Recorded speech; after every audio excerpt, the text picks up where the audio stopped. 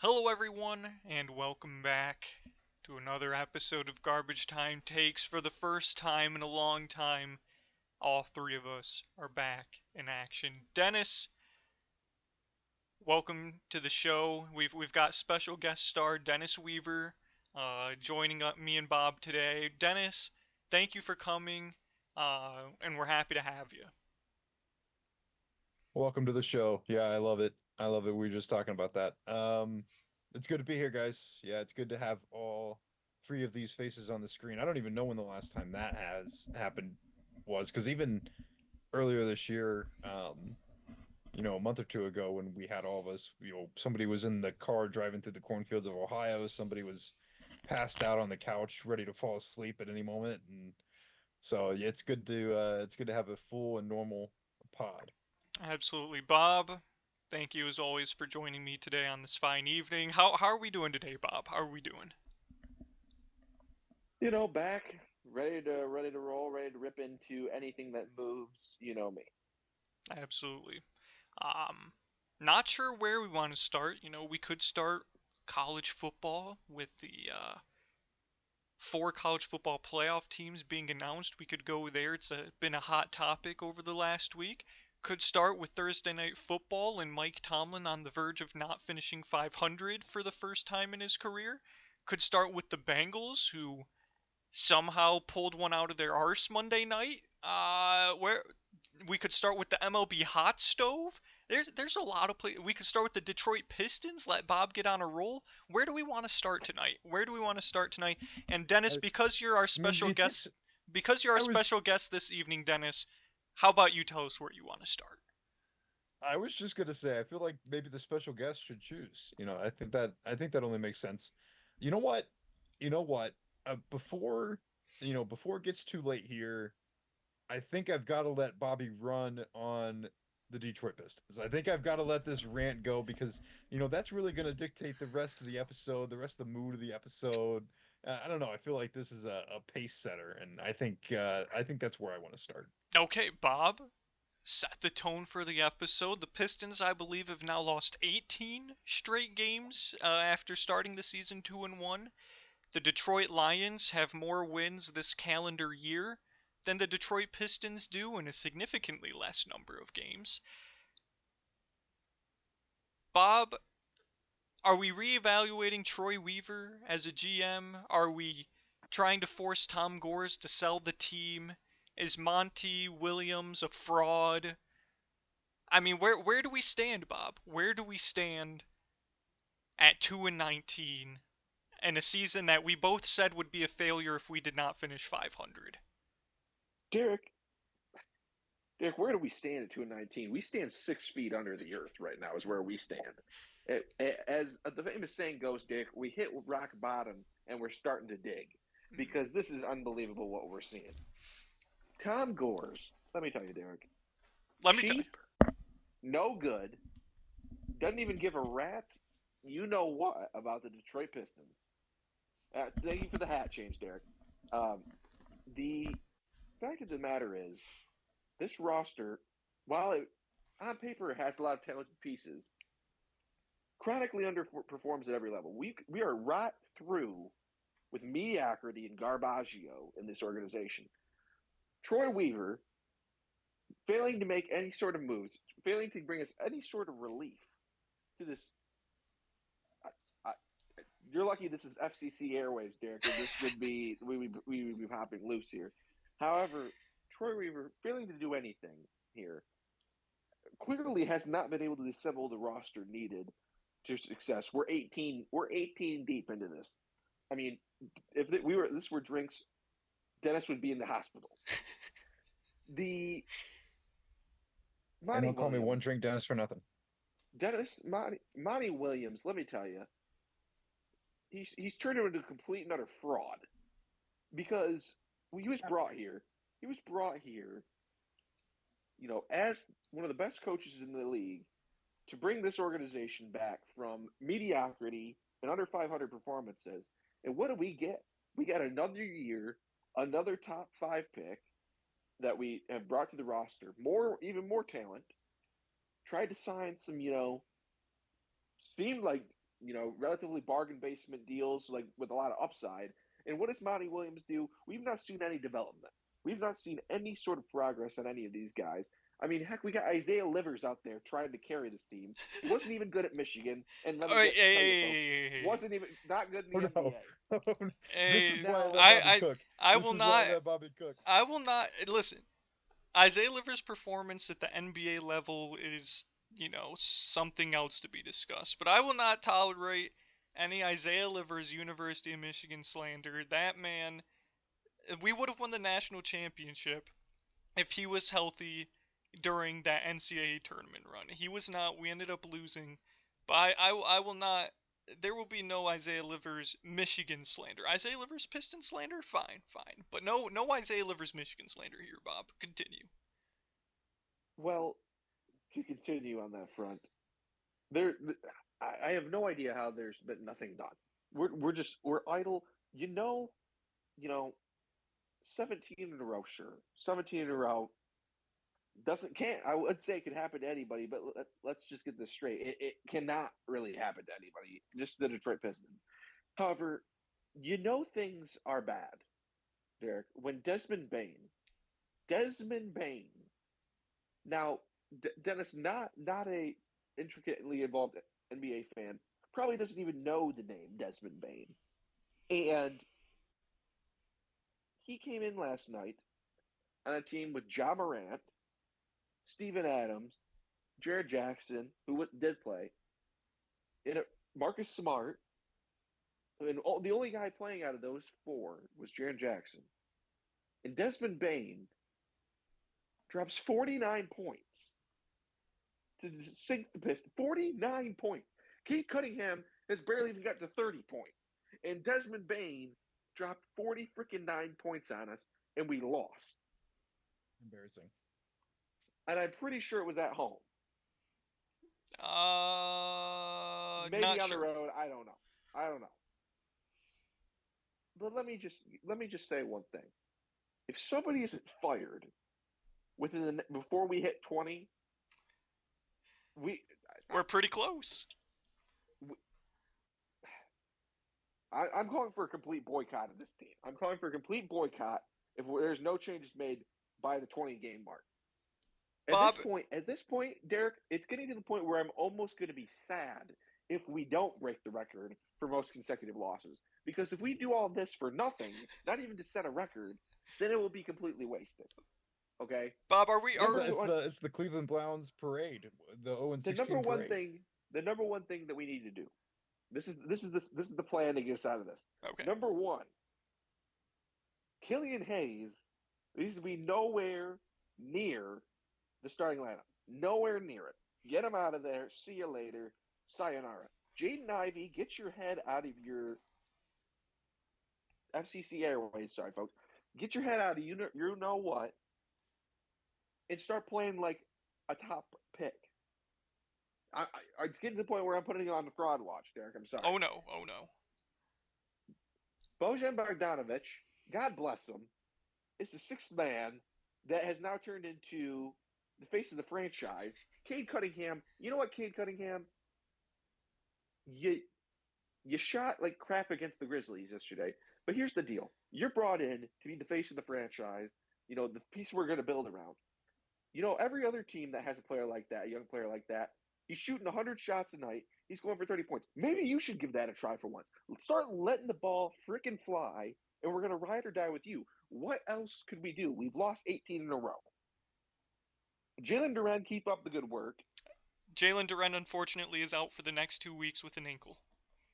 Well, he was So we're doing even good more work. sunk. We're even more sunk. Well, that means, Derek, that we're going to have to. We're relying on. This is what we're relying on, Derek. James Wiseman Yup. and the return of Joe Harris, who's washed, to save this team. And I'm sorry. and Isaiah Stewart. Oh my God, we're sunk.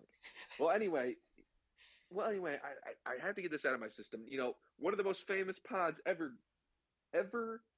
that graced this Correct. channel Correct. was when I had to go off about this same time 4 years ago, 2 or 3 years ago, maybe, on one Ed Stefanski. because he had That's drove this Stefanski. franchise into the ground. The St. Well, Jude's guess what? pen. Don't forget the St. Jude's pen. Well, yes, the St. Jude's pin on freaking I can't even remember his name at this point. Dwayne Casey. Dwayne Casey. Dwayne Casey. That's what it was. That's who Monty it was. Williams. Derek, Monty Williams looks worse than Dwayne Casey out there. He's Which is head incredible. in hands, Derek. Head in hands, Derek. He's not even standing.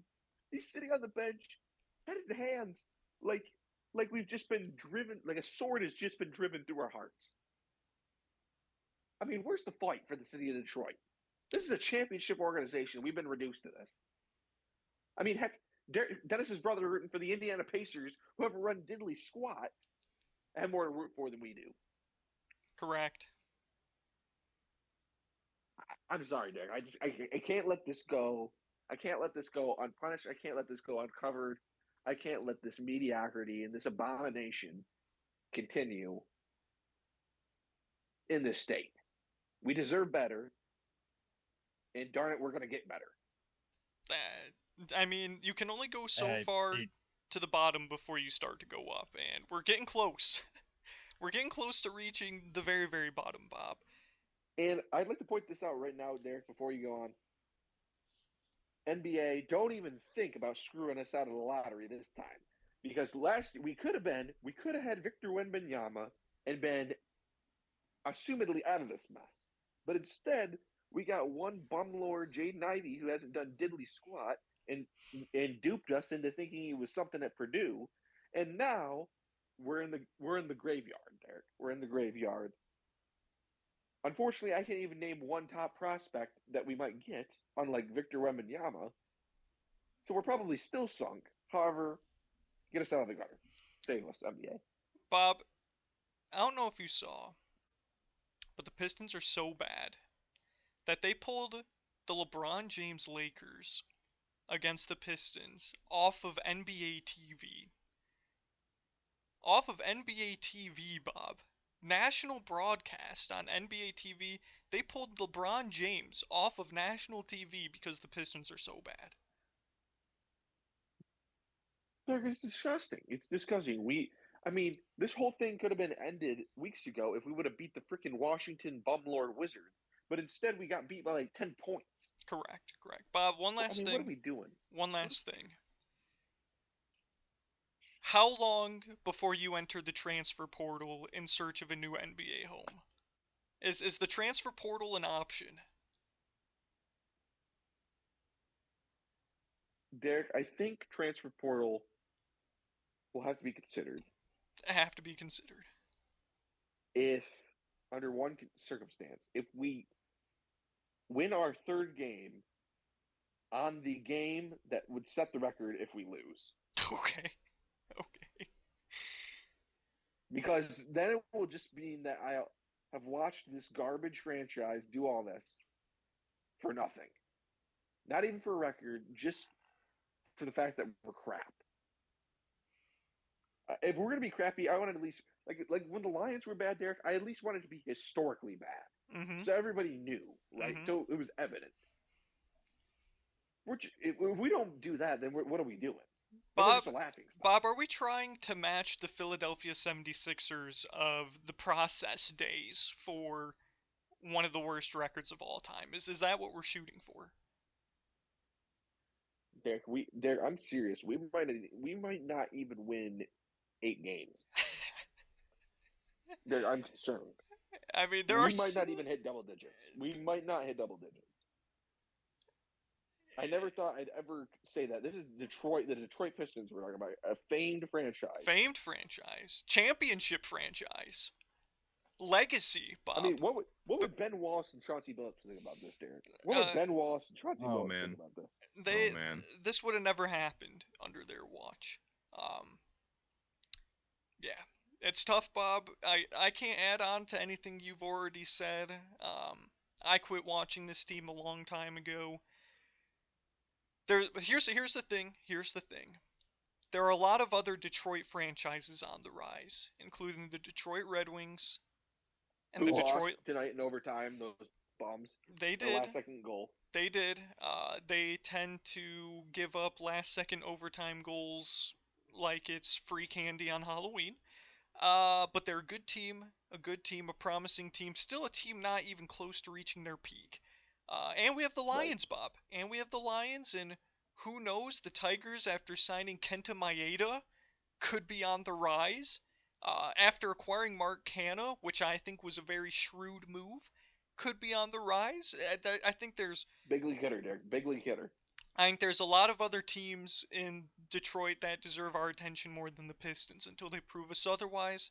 And Correct. that's sort of the way I'm looking at it. Speaking of Correct. teams, Dennis on the rise, Cincinnati Bengals, a week after being proclaimed dead on this podcast by me, and in private by you. Um, Correct. Well, hold on. I mean, I listened back to that podcast. Maybe in private by me. Maybe in that's why I public by said in me. But on the private. That's podcast, why I said in private. for the people. You were much more bullish on the podcast, but in private, there was. I mean, let's not forget the Houston Texans game, Dennis, and how distraught we were at that point in time. But they did it. They managed to go into Jacksonville, to Duval, get Trevor Lawrence knocked out of the game, and Jake Duval. Browning played an actually pretty good game. So where do we stand, Dennis? Where do we stand in the playoff race? We're certainly in the hunt at this point. And what's the outlook for the season? What are we expecting this weekend, Dennis? How are the vibes in Cincinnati? You know, believe it or not, I don't even think I can believe it. The vibes in Cincinnati are pretty good. And the reason for that is mostly because of the outcome on Monday night. I mean, that goes the other way. Vibes are pretty bad. You're 5-7, very very much in the gutter. But they played a really good football game. Jake Browning balled out. Over 350 passing yards. Didn't let a ball hit the ground until like well into the second quarter or third quarter. It was very very efficient. They established the run early and often, which I felt like was very much um, a key to the game. The offense put up points, and that's not something we saw at all against the Pittsburgh Steelers a week before. And Jake said it after the game, and at least one of his interviews that I saw, which was he just having a week under his belt, he just felt a lot more comfortable, and it certainly appeared as though he did. I know it's a long road. You look ahead at the schedule that this team faces; it is not easy. Very big wild card implication matchup this Sunday afternoon with the Indianapolis Colts. You've got the Minnesota Vikings after that, which in my opinion could be a Need it, Dennis. You need it. Do yourselves a needed favor and do victory. us a favor. Right. Very much could be I don't want to say easy, but one that you got to I have. mean, Dennis, And then you cannot get beat by Josh Dobbs. Can't have it. Can't have it. right, exactly correct. And then you come down the stretch with Pittsburgh, Kansas City, and Cleveland. So I mean, there's gonna be some tough games. However, I'll say this: all of the challenges of this season, 6-6, injured Joe Burrow early, comes back and plays like himself for a few games, then gets actually hurt for the rest of the year. Um,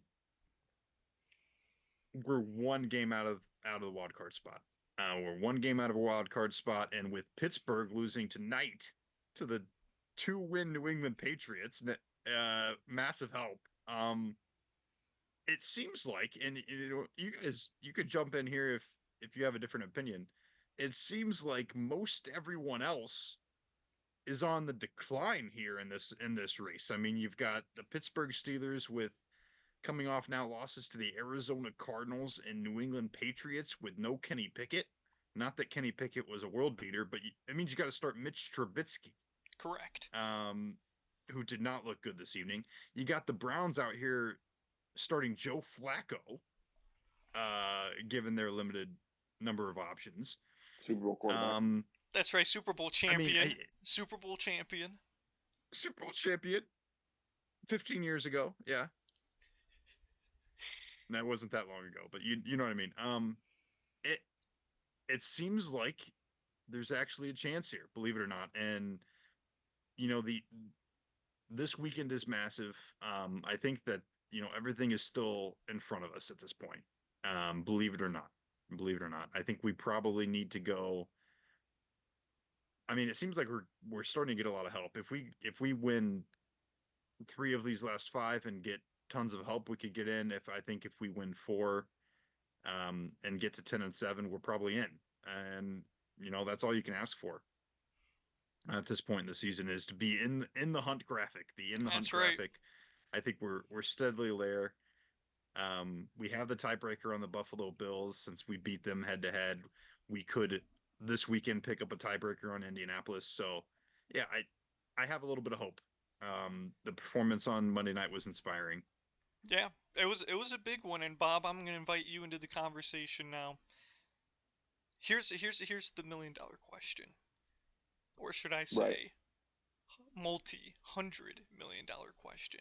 Is Jake right. Browning the real JB in Cincinnati, Bobby Upler?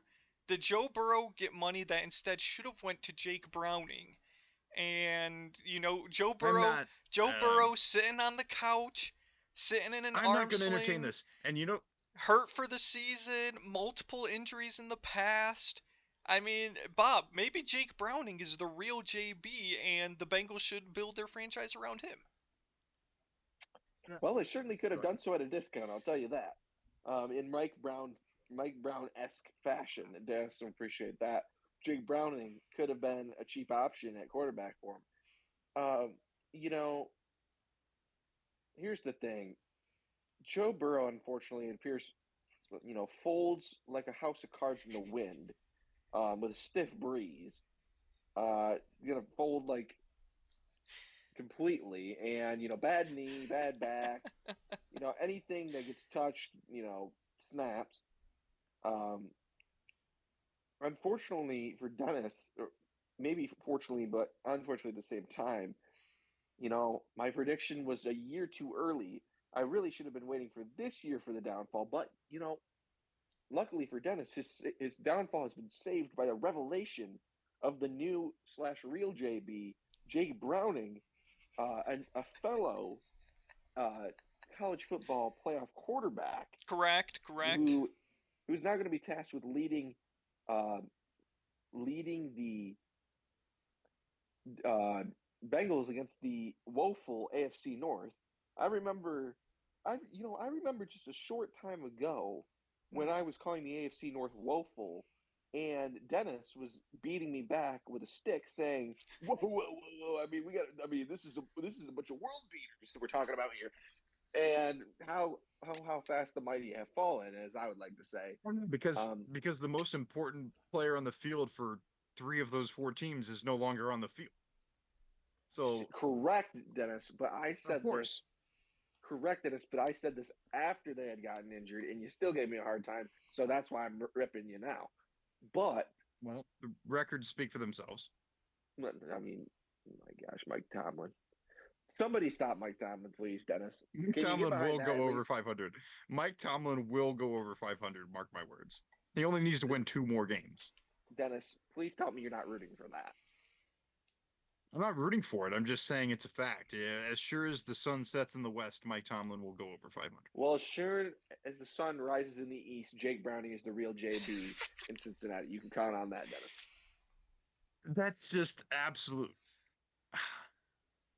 It's not true. I'm very happy and excited about Jake Browning's performance, but let's not forget. And you know, I think it was recorded on a podcast either last week we talked about it, Derek, or maybe the week before that. Jake Browning, we had already buried Jake Browning as dead until Monday night. I mean, and it wasn't just us; it was Cincinnati fans, it was national media. Everyone had given Jake Browning zero chance, and now we think he's equivalent to Joe Burrow because he had a good game on Monday Night Football. No. Um, do I hope that he continues to succeed and plays the way that he did on Monday night? Absolutely, yeah, of course. Um, but the fact of the matter is that Joe Burrow had a proven track record of success that included a Super Bowl run. And injuries. Right, right. Did you say and I, injuries? I said and injuries, yes. Right, but injuries. I mean, look across the NFL right now. I mean, look across the NFL. You've it, got Deshaun Watson with And I mean, History of injuries. the list goes on and on and on of, and I know, the best ability is availability. I get Darn it, it! You all stole these my things, line. You stole my thunder. but you can't not pay the man after what he's done when he's been on the field. That's the thing. Dennis, You couldn't not pay the man. that's a sharp, And if change in anything, tune from a couple weeks Correct. ago when you were distraught and nearly comatose with rage after Joe Burrow was paid what he was paid by Cincinnati's Roll the Bengals tape. ownership. Roll the tape. I mean, roll the Roll roll the the tape. dang tape. here's the thing. And now No, all of a here's the sudden thing. he's You're worth right. every penny, Bob. You're right. No, no, no, no, no, no. I did not say he's worth every penny. You said I you paid said the you man what couldn't he's not worth. pay him. Mm-hmm. Well, no, that's not what I didn't say that either. I mean, are you or are you not putting words in my mouth? I mean, I could These be. are I could not be. direct quotes. These are You not tell us, direct Dennis. You quotes. tell us. Yeah, you tell us, Dennis. You tell Here's the us. here's the situation. What was I distraught? Was I on the verge of rage? Yes. Yes, you can run the tape. Of course I was. Do I stand by those statements and those feelings? Yes. Yes, I absolutely do. But if I didn't recognize it at the time, it was a mistake. What I do recognize is that Mike Brown had no choice. And the reason for that is if you let Joe Burrow walk out the door, the city of Cincinnati and Paycor Stadium is burned to the ground. Mm, And so while I was upset to the extent, it was more of a, it was more being upset at Joe Burrow mm-hmm. for being a greedy, money seeking, continue my sentence for me, Jake than Browning it would have was with never the done that. Cincinnati Bengals organization for signing him and paying him what they did. Because what I preferred that he helped them build a championship roster for years to come. That's what I was hoping for. But I was not hoping that they let him walk because he was too expensive. Here's. Dennis. Go ahead, Bob, and then I'll end the conversation with one final question. Dennis, thoughts on this take? Joe Burrow is one injury away from the unemployment line. I mean, anyone's one injury away. Depends on what the injury is. I'll piggyback onto that If he because breaks his leg, I'll piggyback onto that because it sort of goes in line with what I was thinking. If Jake Browning goes on a Nick Foles run akin to the Eagles of not too long ago, Dennis, what happens then? What happens then if Jake he gets Browning paid by somebody pays Jake Browning, and we lost our backup quarterback. That's what happens. does somebody pay Jake Because Browning or does somebody trade Joe Burrow? I mean, it's an option, but nobody's going to take that contract for a guy with injuries. I mean, Mm. it would be a significant blow So now he's to injury prone. the financials, I would assume. Now he's No, injury I'm prone, just saying Dennis. I'm just saying that I'm assuming that's going to be a big flow to the financials. Mm. And unfortunately, we don't have enough money, as evidenced by the fact that we have Jake Browning in this position in the first place to pay for a solid backup quarterback. And so when he then demands more money because he had the amount of success that he did, we'll probably just end up letting him walk. It's I'll I told you skimped on the backup. we'll end with this, Dennis. Will it be time to bring Jeff Driscoll home if Jake Browning leaves in free agency? Is it time to bring In Jeff Jeff we Driscoll trust. home? Who is the guy? In Jeff we trust. AJ McCarron. AJ McCarron, I don't know if that's where you're going with that. We signed him as Jake Browning's backup. No, who was the guy, Derek? Who was the guy that Dennis said was the future of the franchise? Ryan Finley. Yes, Ryan Finley, North Carolina State Wolfpack. North Ryan Carolina Finley. State. And he beat Pittsburgh on Monday Night Football when we went like 2-14. He did. Back in like 2019, 2020. Don't forget it. Don't forget. Ryan Finley had one good game. I remember those conversations fondly, Bob. Dennis was basically saying they had two quarterbacks, Ryan Finley and Joe Burrow, and that they wouldn't have gone either wrong with either one. Legend. Thanks for being a good sport, Dennis. Listen, it's always fun to be in the hunt, and with the rest of the roster talent that Cincinnati has, it's probably not going to be all on Jake Browning's shoulders to get it done. And so he's just gotta just feed the mouths, feed Jamar Chase, feed T Higgins, feed Tyler Boyd, feed Joe Mixon, and the rest will take care of itself. Dennis, He happy for just your he. success. Still Thank you. alive. Yeah, I mean, just an observation on the one last observation from watching that game on Monday night. I was just impressed. I mean, you can look at the stats, you can look at the 300 yards, you can look at the lack of incompletions. He just looked pretty composed on Sunday afternoon against the Pittsburgh Steelers a week and a half ago. He did not look very composed. And so if he can just keep that, whatever it was, that allowed him to sort of play calm, distribute the football. I mean, it was in the second quarter, and they said that he had like, I think, already distributed the ball to like 8 different guys. Um, it, he was willing to go um, where the ball needed to go and not force feed anybody. He didn't over rely on Jamar Chase. I didn't feel like he didn't over rely on trying to throw the ball to T Higgins. He was comfortable getting the ball where it needed to go, and um, made good decisions, quite frankly. You know, I have one last thing, just because it just came to me. Zach Taylor is still a fraud in my book. I mean Oh, that what? No, that I that wide receiver reverse pass that ended up in an interception inside your own 15-yard line when the offense was doing perfectly fine on its own without any trick plays necessary. I mean, I couldn't believe it. Could not believe Zach Taylor would well, try and dial something up as ridiculous as that at that time. Dennis, I know you're a Zach Taylor defender for the most part, and I've been a pretty staunch Zach Taylor hater, but those are the types of plays that I'm talking about where I'm like, this guy, the Cincinnati Bengals win in spite of him. And the other thing is, where has that type of game plan been for Joe Burrow? The game plan that Jake Browning executed. Where has because the Bengals would not be with their current record if Joe Burrow was running that type of offense all year. So just those little things like that I see from Zach Taylor, and I'm like, this guy's a fraud. This guy's a fraud. But you know what? You're in the hunt. You're winning football games, and you've got a shot to make it into the playoffs, and anything can well, I happen mean, from there. I think I've kind of had to face the music on that one. I mean, what did I text you guys right after that game? I said, Jake Browning is awesome. Zach Taylor sucks. That was my Correct. synopsis of the entire game. Correct. I don't understand how you call that play. I don't understand deep in your own territory. Like you said, the offense was rolling fine. We were moving the football, doing what we were doing. We were handing the ball to Joe Mixon and Chase Brown. We were letting Jake Browning dump it off at times. We were getting him easy reads. I and he was making good decisions. I just do not understand needing to take the risk of the play. And here, I understand, it's one of those things. If it works, he's a genius. But I just don't. Even if it would have worked, I would have called him stupid, considering the way the offense was rolling. And it's also because I'm a Right. It hater. just doesn't make sense.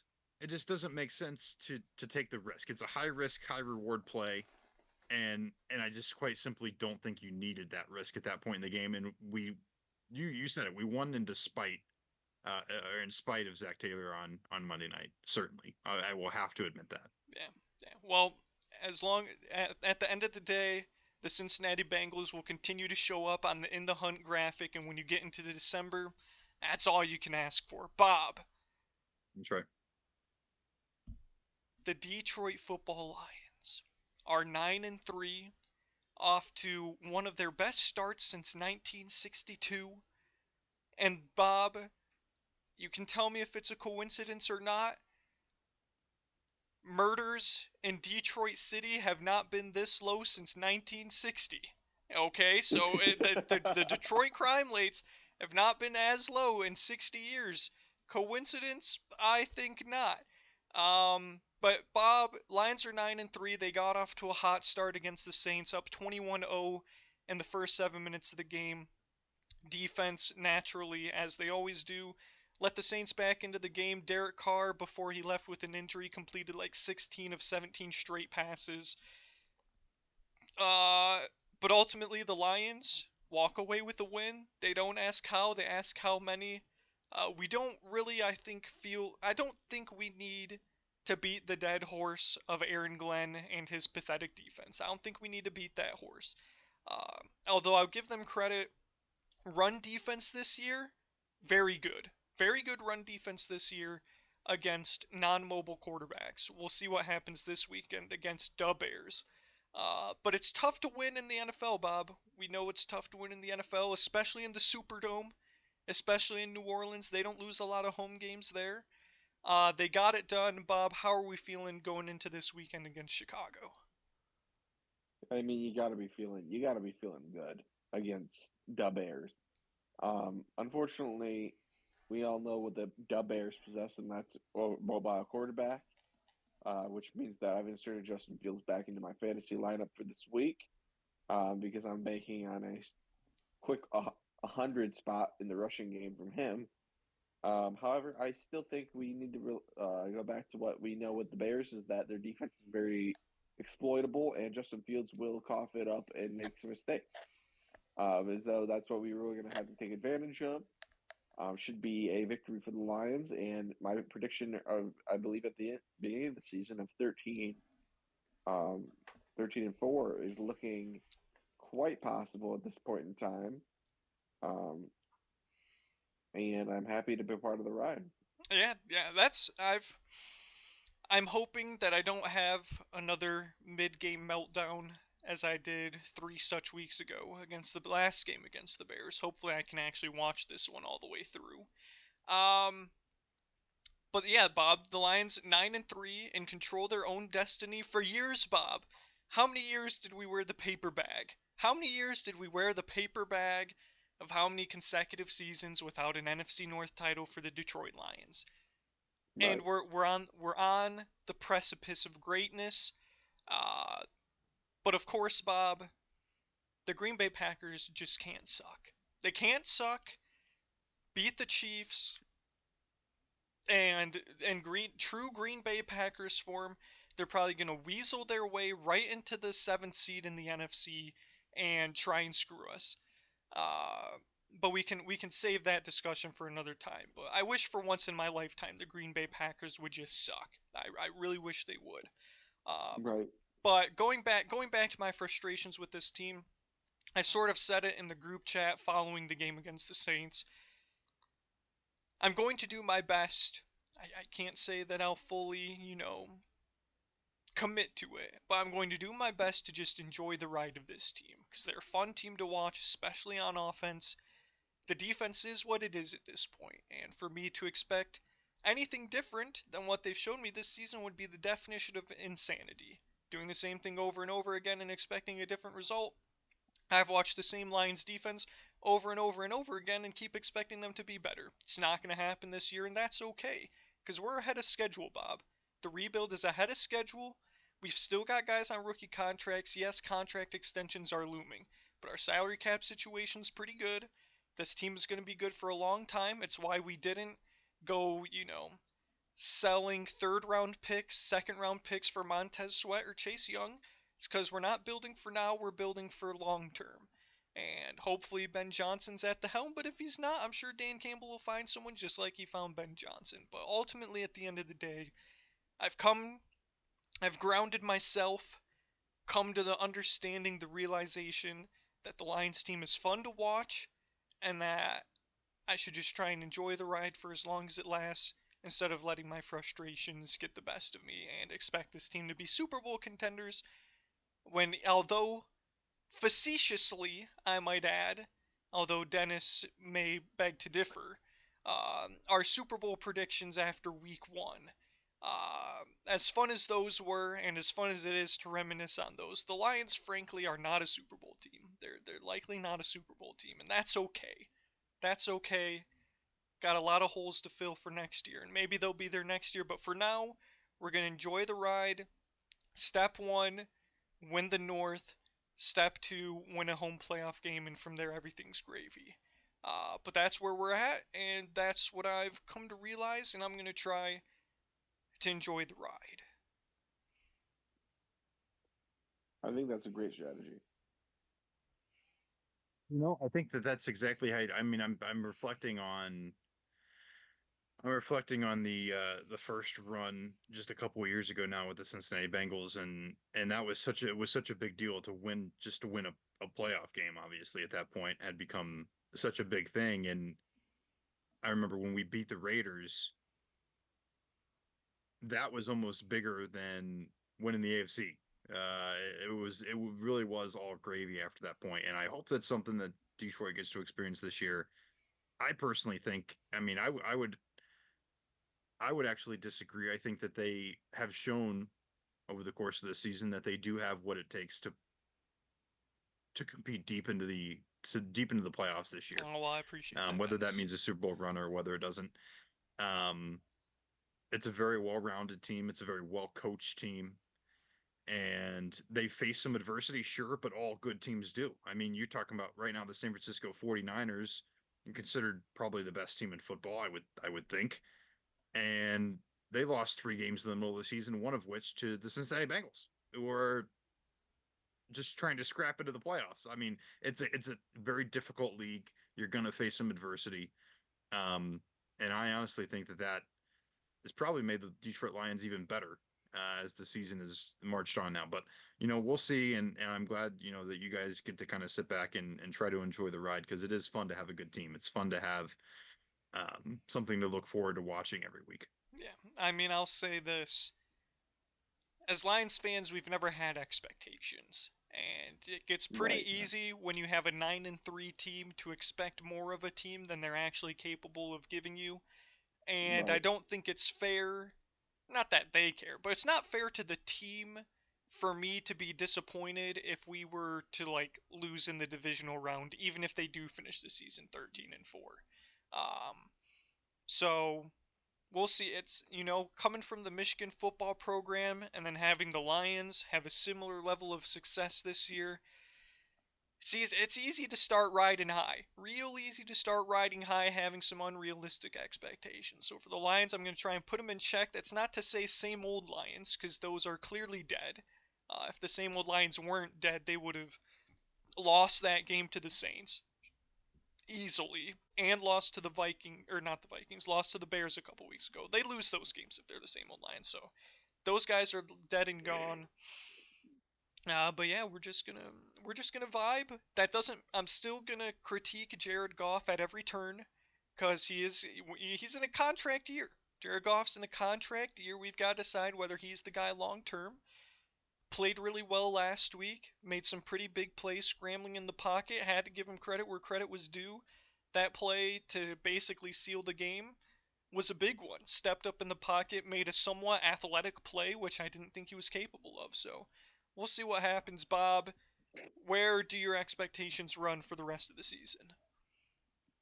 13-4, Derek. That's where I'm at, and I'm remaining at that point. Um, the Cowboys game does scare me a bit, but everything else I think is very winnable. Absolutely fair enough. Fair enough. We're here at the 45-minute mark. We're rolling pretty good. Do we want to talk college football playoff? Dennis, I know you had some strong thoughts on Florida State's exclusion. There's not a whole lot from us to be said that hasn't really already been said in terms of the internet. Right. But I guess just to have our opinions out there, we can touch on it briefly. Uh, Dennis, why not start us off uh, with how you feel? One, here's how we'll break it down, just to give it a bit of a structure. One, do you think that the four playoff teams are correct? Two, do you think, how the committee went about? What are your thoughts on how the committee went about selecting the four teams? And then three, uh, does it really matter because the college football playoff is expanding to 12 teams next year? And instead of, uh, critiquing one loss versus undefeated, we'll be critiquing like two loss versus three loss, and sort of how, fortunately, how these sort of decisions will be relatively, irrelevant next year. But first, go ahead and start us off with, do you think the committee got it right even if their methods weren't what you agreed with? Or maybe they got it wrong. The answer is no, they did not get it right. They didn't even get close to getting right, um, in my opinion. And like you said, this has been covered in the national media. I don't think we need to go on about this and for that long, so I'll try to keep it short. But it just frustrates me that, and this is sort of the reason that college football has always frustrated me, and why I'll, get to point number three rather quickly, is that there's just this inherent subjectivity that has to be incorporated into the game, and you're making these decisions, and I get it, it's very difficult. You're making these decisions because you have whatever, 200 and something Division One programs. You 133 have to for somehow football. 133 for football. one okay, 133 for football, who are all, you know, competing at a very high level, and you have to select four of those programs, the way it's currently set up, to ultimately compete for the national championship and the ultimate prize in the sport. And that means you're deciding between undefeated teams, teams with one loss, teams that played each other on the national stage. And I get it, that's not easy. I will not be able to accept the fact that a team was excluded because of an injury it sustained. And that's the fact of the matter. And the fact of the matter is that the committee made the decision to exclude that team because at their current state, not what they did over the course of the season, not what the results of the games said, not the win and loss column, not any of those things, but because of their evaluation of a matchup that they were going to put together would not make them as much money because people would not be as interested in watching it as if they put another team who was slightly less deserving based on resume but bigger on name value into that playoff spot instead. And I get why they did it. I just laid out the justification. I can't be convinced that that justification is wrong. Um, to them it was the thing to do, and I understand why they did it. But that dilemma just irks me at my core.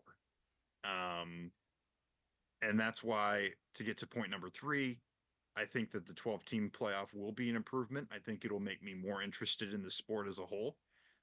Because ultimately, if you're, I mean, what is it, Penn State and Missouri or something, or right around that level this year, if you're the 13th team in the country, sure, there's going to be a debate. Like, of course, there's going to be a debate. There's a debate over the 69th best team in the country in college basketball that gets excluded from March Madness. Like it's there's going to be a debate, but the stakes are so much lower at that state, and you can make an argument for why a team didn't deserve it when they have two or three losses versus when they are an undefeated Power Five conference champion.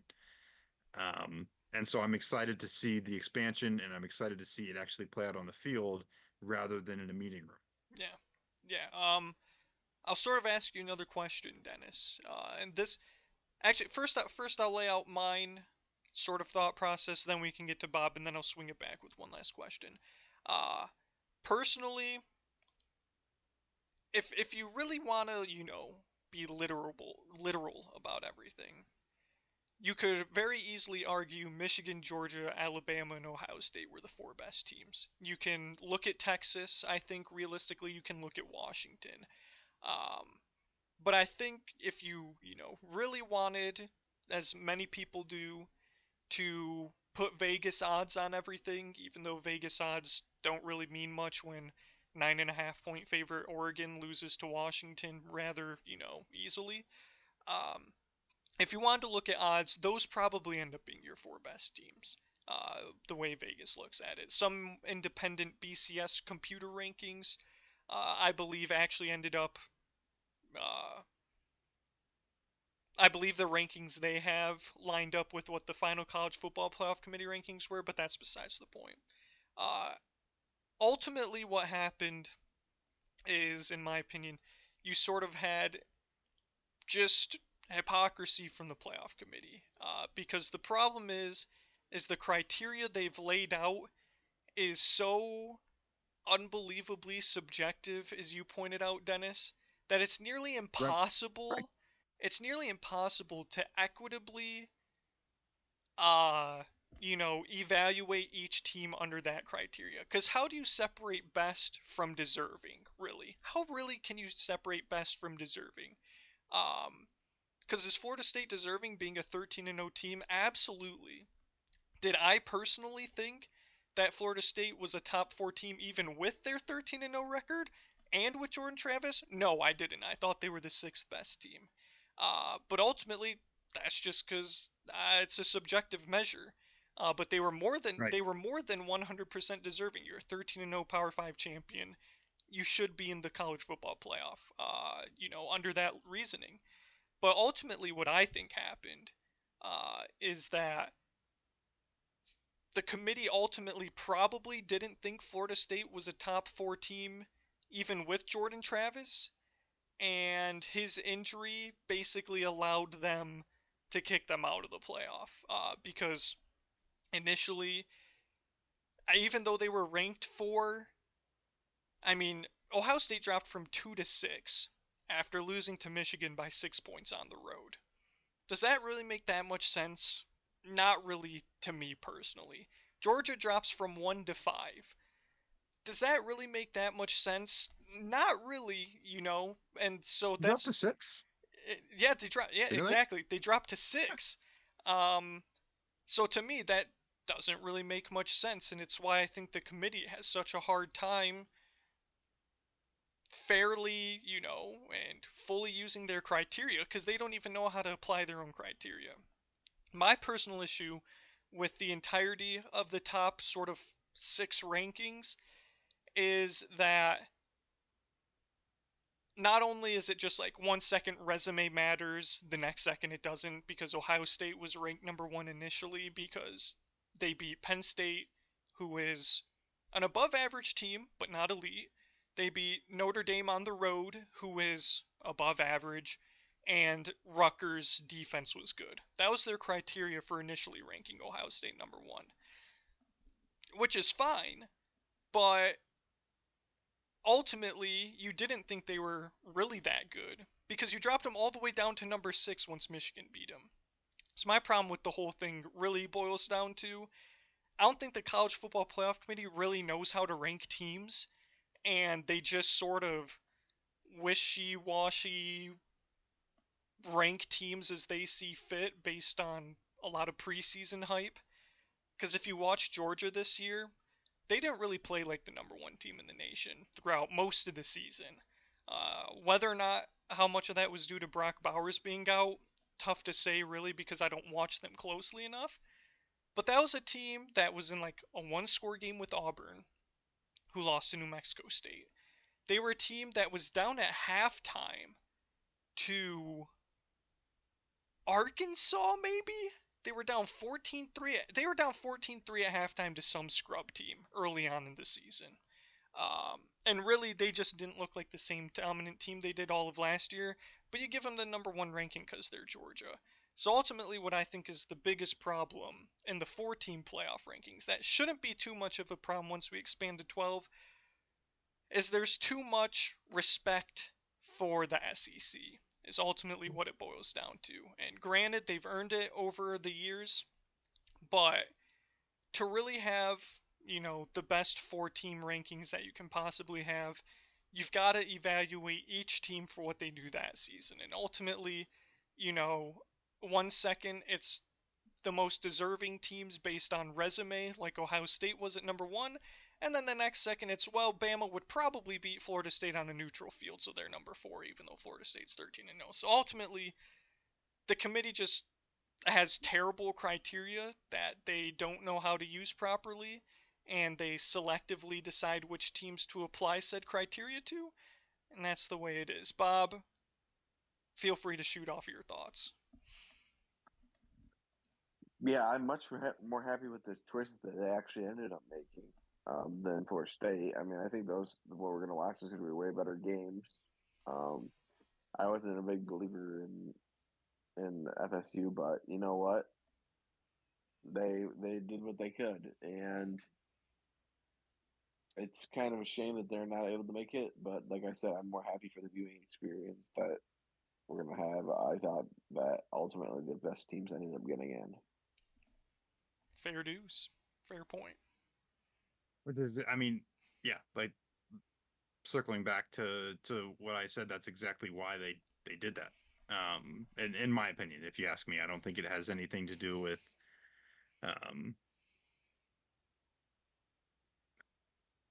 here's the thing. The last thing I'll say. I know we spent more time on this than I think we probably wanted to, but you said this too, Derek. That the other thing that truly bothers me is the hypocrisy, especially when, and I think I pointed this out right after the rankings came out. This was a team, a Florida State team that was ranked fourth by the same committee last week. Correct. They beat Louisville to win the ACC, and they dropped to 5 Correct. because the committee just decided it so. Don't rank them at 4 if you know that you don't think that they're a top 4 team in the country, Correct. and prevent yourself from having to drop them out of the top 4 when they go and win the freaking conference. Correct. That also that just Yeah. got under my skin. It makes Ultimately, no sense. You're just wishy-washy assigning teams based on how you feel. yeah, Week. they backed themselves into a corner because they dropped them to 5 after, was it Michigan Ohio State or the week before? They dropped them to 5 at some point. The week before, week 11, they dropped them to 5, and then after week 12, they bumped them back up to 4. They didn't have to bump them back up to 4. If you leave them at 5 and you essentially say, prove to us that you deserve to, be a top 4 team, and ultimately they get screwed because they play with their third string quarterback, who a month from now, their second string quarterback would have been healthy again. He was a game time decision with a concussion. And as bad as their offense looked with their third string quarterback, they would have looked like a completely different team, in my personal opinion, a month from now when their regular backup comes back in. That's besides the point. But to credit you, Dennis, and it was my thought process exactly, you didn't think they were a top 4 team 2 weeks ago.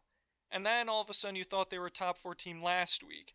And then when the final rankings were out, you ultimately decided they weren't a top 4 team again, and that Bama was. So again, they, in week 12, following week 12, it was who are the 4 most deserving teams. And then following conference championship weekend, it was who do we think are actually the best teams. They screwed themselves ultimately by bumping them back up when they shouldn't have. And if they truly thought the backup situation was as big of a deal as they thought it was eventually, they should have just dropped them to 6 and left them there. That seemed like, then you could have obviously still had the outrage of how do you leave a 13-0 conference champion out in a Power 5 conference, but you set aside the sort of SEC collusion conspiracies that ultimately arose, because, I mean, yeah, just a disaster all around. Disaster all around. Absolute disaster. Absolute disaster. Yeah. Agree. Any other closing thoughts, Bob? No. All right. We're reaching the hour point, and there's one more big topic I wanted to discuss, and it's a topic that I'm sure our good friend Dennis J. Weaver knows exactly where I'm going. And Bob, No, he pulled out the J. He pulled out the J. Bob, maybe you know where I'm And J is going. significant in this case, I think. Maybe J is significant. So are the letters LIV. Bob, do you want to do the honors and ask Dennis the question of the day as it pertains to the PGA Tour? You're muted. And Dennis, is the PGA Tour going full on Titanic? Not full on Titanic. No, I will not. I will not let myself. I will not let myself accept that, even if it becomes reality. I just cannot let myself accept that. However, this one hurts. I told you guys earlier, this is a sad day for golf. It's What a sad happened, day for Dennis? me. What happened, Dennis? Let the viewers know what happened. We sort of led in Yeah, without, giving the yeah, we sort of context. buried the lead there a Yeah, little bit, buried didn't the we? lead just a Um, touch. Masters champion, world renowned, very successful, Ryder high Cup level champion. player, Ryder Cup champion, PGA Tour player John Rahm. John Rahm has folded and accepted a deal to play with the Live Golf Tour starting in 2024 and will not be participating in PGA Tour events this season. There's been speculation for at least a few weeks now. He did not enter into the Amex event here in a few weeks. That's sort of the kickoff to the PGA Tour season, and Also pulled out of the the rumors are true. golf league with Tiger and Rory. Right, he pulled out of the golf league as well, but that actually got delayed till 2025 because of the roof Yeah, collapse. I don't know if you saw that. I did see That's that. yeah, that was supposed to start up, but the whole complex like basically got destroyed. So they have to The rebuild and start in 2025. the Hubert H. Humphrey Dome all over again, Minnesota, when the dome Right. collapsed under the Correct. snow. Correct. Dome collapse situation disaster. But yeah, no, it's a sad day for the world of golf. John Rahm, very very talented player, very very successful. I always liked rooting for John Rahm. He's very fun and an easy guy to root for. Except for the fact that Um, he's an ASU grad, but there you go. Yeah. I don't know what to think at this point, honestly. I mean, the speculation has been going on, like I said, and I kind of just ignored it for the most part. But there was a little part of me, that thought maybe this could be true and maybe this could happen, and it did. Um, I don't know. It just makes me sad. It just makes me sad because once again we're the product. The product is just getting weaker. I'm not gonna sit and watch live golf events, and so anyone who moves there is just no longer on my radar, and that makes me sad because the PGA Tour then gets weaker, and the that's the matter of fact. Dennis, I was under the impression that only washed players go to Live Golf Tour. Uh, by your own Okay, words, by your that own words. that state that statement was made. You could run the tape, you know, but it was made at a time early in this process where there was a finite list of players I was referring to. That list does not extrapolate into the future. It's not ex Mm, post facto application now I see. of that statement. There We was a can't go back material and change. right. We had a list of guys that we had known had moved, and I was Right, making a right. comment about those guys. Uh, that list has now changed and altered as we've gone over the course of the last year. I mean, I think that statement was about a year ago, if I'm not mistaken. So, that's my defense on that one. John Rahm very much not washed. I'll clarify, not washed at the peak of his, probably in his prime, honestly. The last couple years and maybe the next few, probably just right in the middle of his prime. Good for Greg Norman. W for Greg Norman. Dennis, I'll ask you this much. I know you're not going to really pay attention to the Live Golf Tour, which is, yeah, I don't really care. But what I want to know is whether you think that John Rahm will still compete with the same mindset he did while he was on tour with Live. Now that he's got hundreds of millions of dollars, yes, he's still likely going to still want to try and keep his eligibility for the majors, right? But do you think that we'll see John Rahm basically fall off the edge of a cliff, or do you see him as the type of guy who's going to go in and just dominate Live, and we're going to hear almost every week John Rahm wins X Tour on Live Golf? What do you think's going to happen? A fantastic question. Thank you. Because John Rahm, yeah, it truly is. I mean, John Rahm, through his years on the PGA Tour, what we've seen out of John Rahm is a very competitive, unrelenting, very dedicated to the game kind of player who will come off a near record performance and tell you immediately the three things he did wrong, the three things that he wish he could have had back. Um, John Rahm is he's proven to be that kind of guy who is very self-critical, always correcting mistakes, always improving, and pretty perfectionistic when it comes to the game of golf. I don't know how that's going to mesh with the Live Tour because I think the influence and the environment there is obviously much more laid back, much more um, eh, I don't think he'll need to keep that edge given the deal that he has in place, given the situation that he'll be in, if he doesn't want to keep that edge. I think he can and he could go over there and, as you said, just dominate every week. But I think he would be out of place doing that. And I could easily see him becoming just another one of the members of the Live Golf Tour who collects his check and competes, in the events that he needs to, shows up and puts on a good show, but doesn't necessarily dominate. And that would also be a shame because I would at the very least want to see him dominate like we know he can.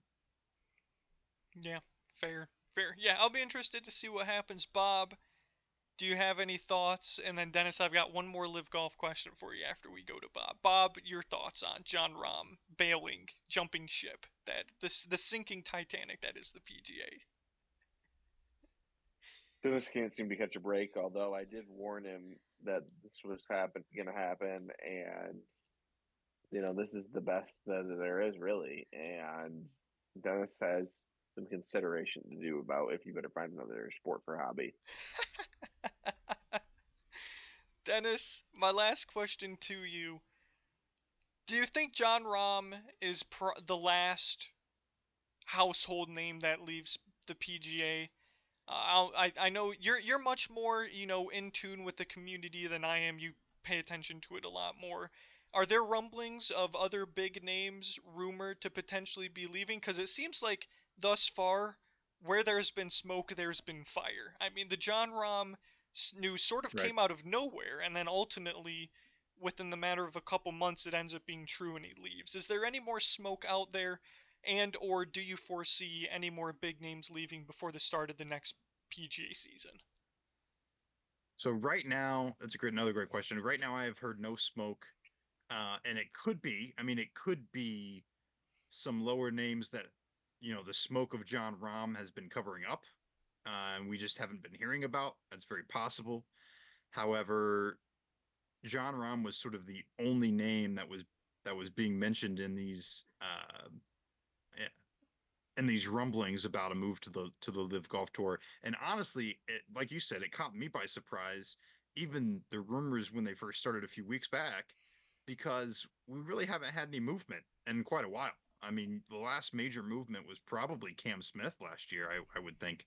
Unless I'm forgetting somebody. I mean, you had all the guys at the beginning, and then you had sort of Cam Smith jumped on there late, and maybe there's been some minor changes here and there, guys moving around, but it really has been pretty quiet until the last few weeks with John Rahm. So currently, I don't hear about anybody else. I mean, I know for a fact that some of the names that have been entered into the first few PGA Tour events,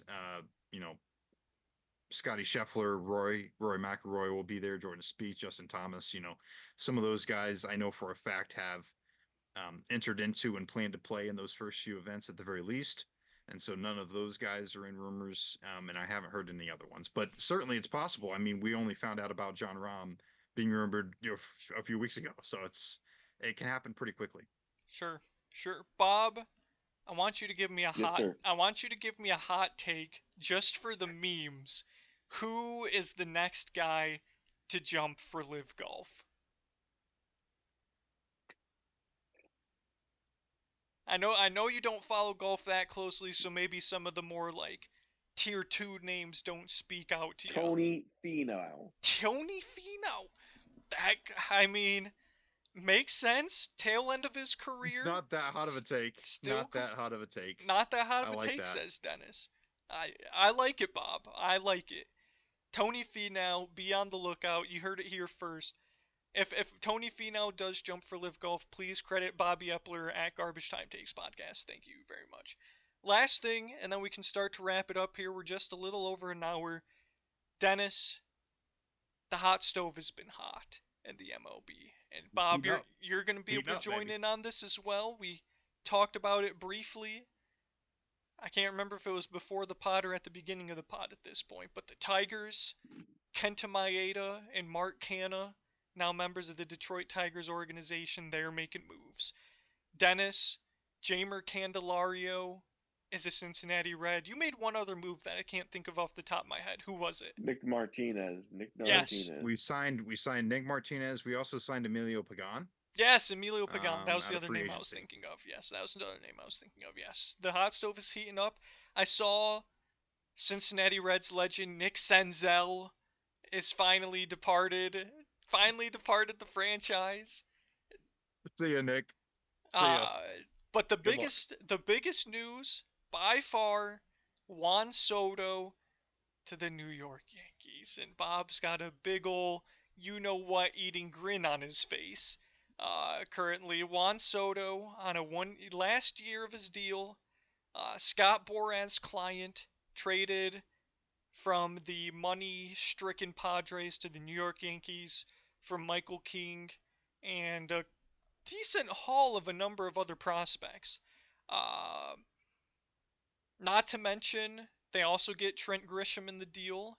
Not to mention, they also acquired Alex Verdugo from the Red Sox. So all of a sudden, the Yankees outfield has basically been turned over in the span of one afternoon, essentially. Bob, we'll start with you as the resident bandwagon goofball Yankees fan on this podcast. Are you excited for a ALDS exit this year with Juan Soto as a member of the Yankees? Well, here's the Couldn't have thing. said it better. I think that this is always coming down the pipe. I think Juan Soto to, the Yankees and the Dodgers was kind of. I did been hearing rumblings about that quite a bit. Um, so I'm glad to see it happen. I'm just waiting for the extension. That's all I'm waiting for. Waiting for the extension. You're not going to get it As this for season. Not Dennis knows. Not with the Scott Boras client. Are you going to get an extension this season? Alex Verdugo, Dennis hurt by that one because Heartbroken. Heartbroken by that one. Dennis is a big fan of Alex Verdugo and the chain, Verdugo, and baby. and I mean, how could you I not mean, love Alex Verdugo? I mean, just what an absolute guy.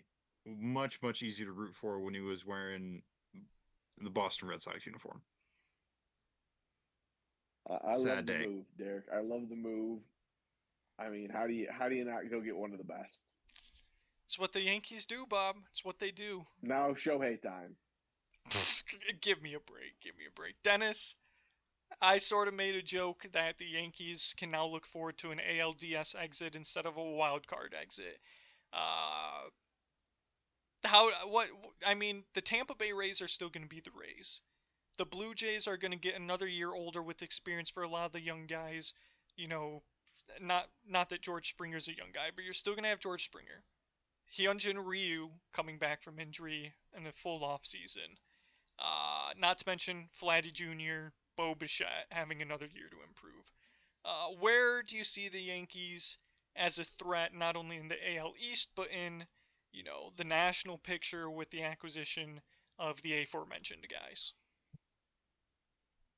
Right. I think it's just a classic situation of the Yankees spending a bunch of money because they have it. Satisfying their fans' need to have big names and big splashes, but still struggling in the AL East because let's be honest, it's pretty stacked. We didn't even mention I Baltimore. was just about to say I forgot to mention Baltimore. So it's not going to be easy. You can have Juan Soto, you can have Alex Verdugo. It, I'm not impressed. I'm not impressed until they start winning games, and even then, I'm not impressed because the only reason they got there in the first place was because of their pocketbook. So Okay, fair enough. Fair enough. give me Speaking, Baltimore. Give me Baltimore, baby. speaking of Baltimore, Bob, I'm gonna swing it back to you. Craig Kimbrell, 1 year, $13 million to the Baltimore Orioles.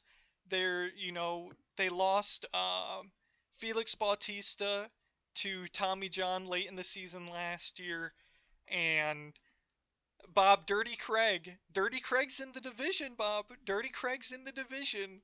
Your thoughts? Well, Dennis can wipe any chance of the Orioles taking over goodbye because Dirty Craig is Is going to save a lot of volatile a games, good but he's word, going to Bob? he's going to blow a lot of games too, Live Dennis. arm, Live arm, a live. live arm. best wind up in the sport, but a live arm. That is for sure.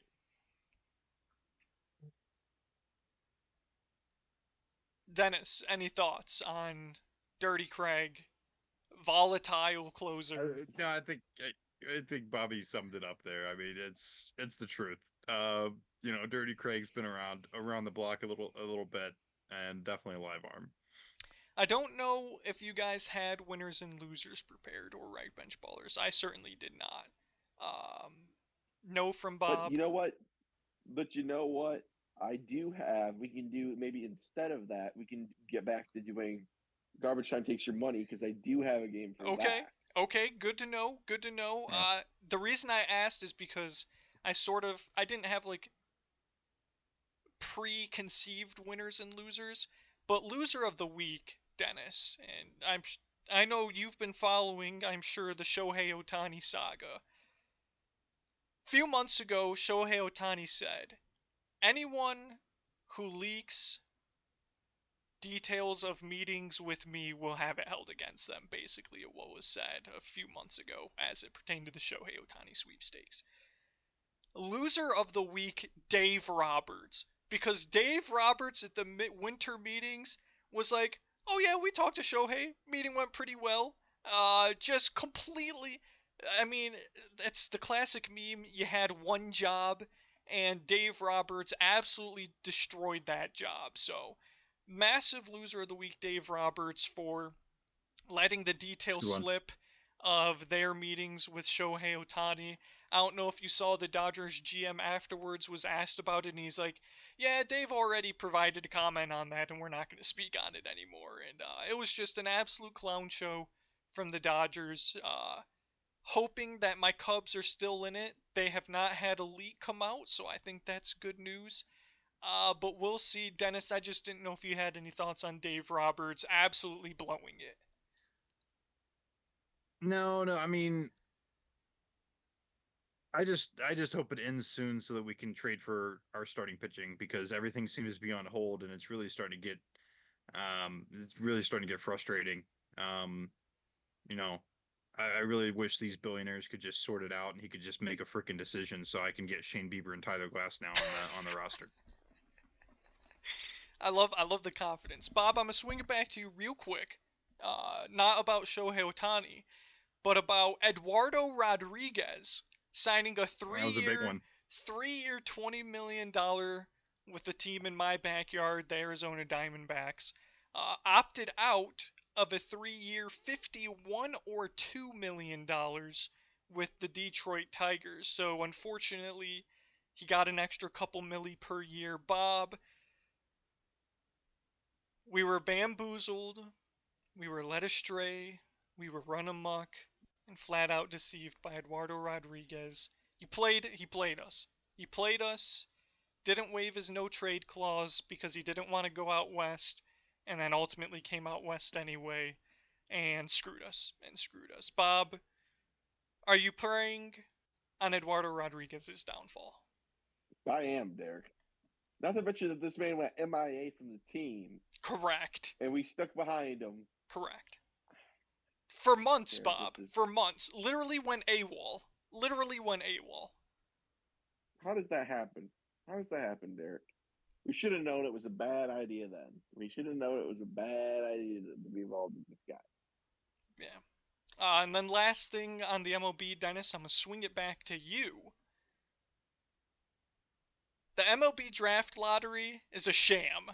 An absolute sham that the Cleveland Guardians, followed by none other than the Cincinnati Reds, who were a above 500 team, somehow slipped all the way down to number 2 for next year's MLB draft. Dennis, Thank you, Devin Mesoraco. I saw a thing on Twitter that said the baseball gods, after ruining Devin Mesoraco's career with injuries galore, have finally shone down upon us. Dennis, I guess the state of Ohio is the state of baseball because I'm absolutely sick. No, I mean, here's the thing. Like, if I'm being completely honest, and I don't think we need to get into philosophical debate on this podcast. Maybe we can do a separate video. I strongly dislike uh, drafts, draft lotteries across all sports. I think it's very dumb. Um, and I just don't quite see how it's fair. As a And I Detroit team that understand. has been I mean, screwed out as of a countless Pistons draft fan, lotteries, I agree. From the Red Wings to the Pistons correct. to the Tigers, we get boned left and right. I understand the point. You want to Disincentivize. decentivize teams. Thank you. Good lord. That's what happens when it's 1:30 on the East Coast. Teams from actively tanking. However, it punishes teams that are legitimately bad from improving themselves, which is the whole point of professional sports, and the whole point of having a draft in the first place. So, yeah, I mean, in this case, the Guardians and Reds lucked out, I suppose. It's rather interesting, but I don't know. If it were up to me, it would be more of a standard procedure across the board, Yeah, I like would the agree. NFL. Dang it! I would agree. Oh, one last thing, just because these things always pop into my head. Jared Kelnick, Dennis. Jared Kelnick dealt to the Braves out of nowhere. Oh yeah, I did see that. The Mariners trading Jared Kelnick for I have no idea what reason. And it felt like the Braves. It's sort of like trading with the Rays, Dennis. When Alex Anthopoulos comes calling, you hang up the phone because you're gonna get fleeced. And it seems like the Braves are probably out of the Shohei sweepstakes if they're going out and getting, an outfielder like Jared Kelnick, former first round pick, I believe. Um, Somehow they keep doing it, Dennis. They somehow keep doing it. Somehow they find a way, even with as talented as a roster they have, they find a way to upgrade anyway. So I don't know if you have any thoughts on what Seattle's doing. Probably don't need to talk too much about Atlanta because we know how competent of a franchise they are. But I was rather surprised to see Seattle ship out Jared Kelnick and then subsequently trade Marco Gonzalez to the Pirates. Right, that's very interesting. I think it's one of those situations. And Just they kind of let have to see how Eugenio the whole Suarez off walk. season Sorry to cut you unfolds. off. No, you're good. Yeah, they let Gino walk too. Not sure what's going on in Seattle. I mean, they've had a lot of success the last couple years. I think building that roster up, and so definitely some interesting decision making. Um, I think it's easy to kind of just jump in though and make some decisions before the off season's over. So I'll try to withhold judgment. The whole piece of work, the whole body of work's not done. It doesn't make a ton of sense on the surface though. Yeah, fair enough. I think that pretty much covers all of the big name things that happened. I don't really care to talk about St. Louis, so screw them. But yeah, Bob, we can swing it back to you unless there's anything else you guys want to talk about. I think we covered everything that was necessary in terms of this podcast. So, Bob, you want to hit us with Garbage Time Takes Your Money? Let me pull up the Excel sheet quick because it has been a minute. Right. Let me pull that up here for you. Um, gosh, where was this? So, we started season 3 of Garbage Time Takes Your Money, and there's only one game in there, which is the Bills Jaguars London game. And it's been so long since I've opened the spreadsheet that I don't even have the score for that one and what our results were. So, Bob, while you're pulling it up, give me a second just to update this. To recap from October 8th of 2023, Bills Jaguars London game, the over under was 48.5 and Buffalo was favored by 5.5. Ultimately, it was a 25-20 win for the Jaguars, so the under hit and the Jags covered. Dennis, you go 2 for 2. Bob, you go 1 for 2 picking the Jags, and I went 0 for 2, just to recap that. The game of the week this week for Garbage Time Takes Your Money is going to be the Broncos versus the Chargers. Very much a barn burner, in my mind. Home team would be the Chargers in this one, folks. Gonna be LA Chargers minus 2.5 with an over under of 44.5 points.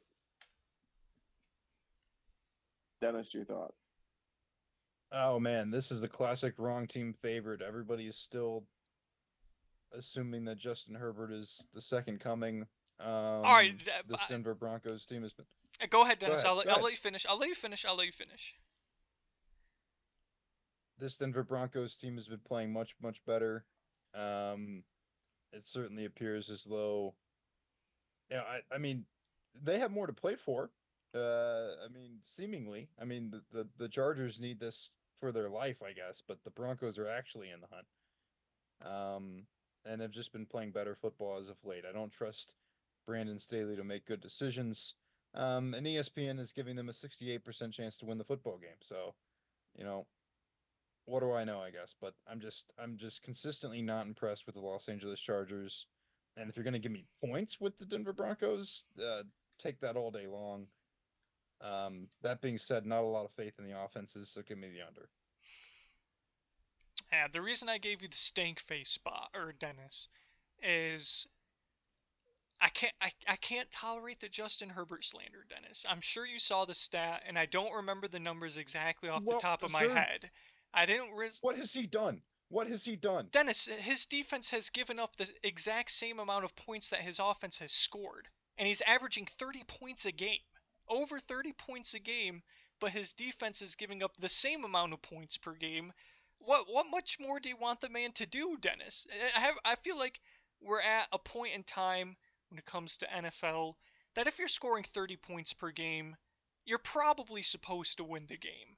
So all I ask, Dennis, is what more do you want the man to do when he's averaging 30 points a game? I want him to actually win a playoff game and show that he has some sort of value to the franchise. That's what I want him to do. I don't care. I don't care if he puts up 50 points a game. If you don't actually do anything, it doesn't matter. That that but that is how he can't be responsible for his defense's ineptitude at the hands of his quote unquote head coach defensive guru. I mean, sure. I don't have all the statistics right in front of me. I'm sure that you have an argument. It just seems like people have put him. Here's the thing. I don't refute that Justin Herbert's a good quarterback. I know we're getting off track here. I don't refute that he's a good quarterback. He is a good quarterback. When he came out of Oregon, I liked him a lot.